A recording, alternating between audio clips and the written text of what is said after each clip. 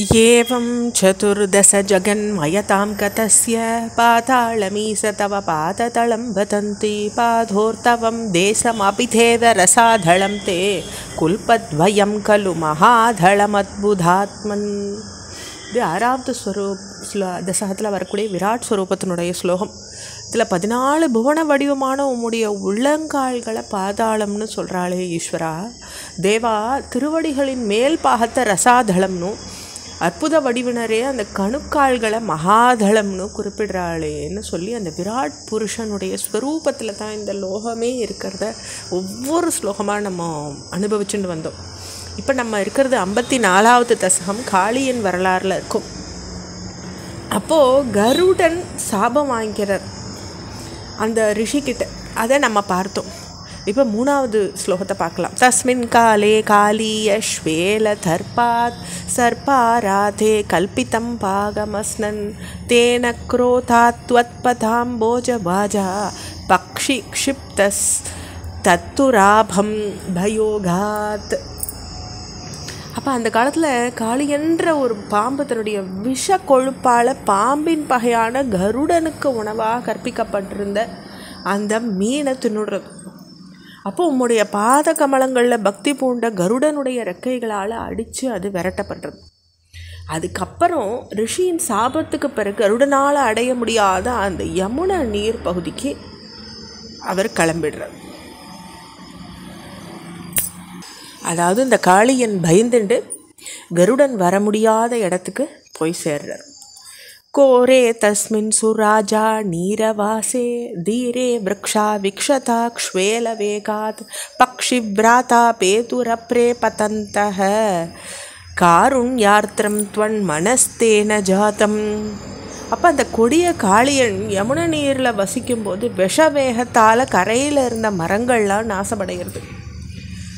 இப்படி கருடனுக்கு பயந்து அந்த காளியன் அங்கே வந்து சேர்ந்தார். ஆனால் அவருடைய விஷம் தாங்காத அந்த யமுனை நதி வீணாக போய்டுறது.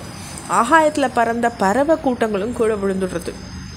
அப்போ சுவாமிக்கு மனம் கருணையால் கசியறது. காருண்யாத்திரம் துவன் மனஸ்தேன ஜாத்தம். அந்த சுவாமியினுடைய மனசு காருண்யம் பொங்கித்து அப்படின்னு இந்த 4வது ஸ்லோகம் சொல்கிறது. 5வது ஸ்லோகம்.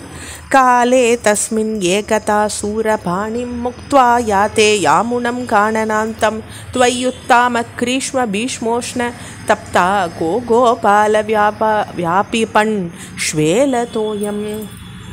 அப்போ அந்த காலத்தில் ஒரு சமயம் நீர் பலராமர் இல்லாமல் யமுனை வனத்துக்கு போனீர். பாலர்கள் பொறுக்க முடியாத வெயிலின் உஷ்ணத்தால் தவிச்சுன்னு இருக்கும்போது விஷ நீரை குடிச்சுடுறாங்க அந்த தாகத்தை தணிச்சுக்க. ஏன்னா இந்த பாம்பால் அந்த யமுனை நீர் அப்படி ஆயிட்டுருக்கு. அது தெரியாத பாலர்கள் அதை குடிச்சுடுறாங்க. பசுக்களும் குடிச்சுடுறது.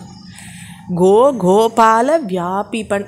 கோனா பசு, கோபாலன்னா அதை மேய்க்கிற குழந்தைகள் 2 பேருமே அந்த தீர்த்தத்தை பானம் பண்ணிடுறாங்க. நஸ்ய ஜீவான் விஸ்யுதான் ஷாமதாலே தான் விஸ்வான் பஸ்யன் அச்சுதத்வம் தியாத்ரஹ ப்ரோப்யோ பாந்தம் ஜீவயாம் ஆரலித்ராக் பீயூஷாம்போ வர்ஷிபிஸ்ரீ கடாக்ஷைஹி.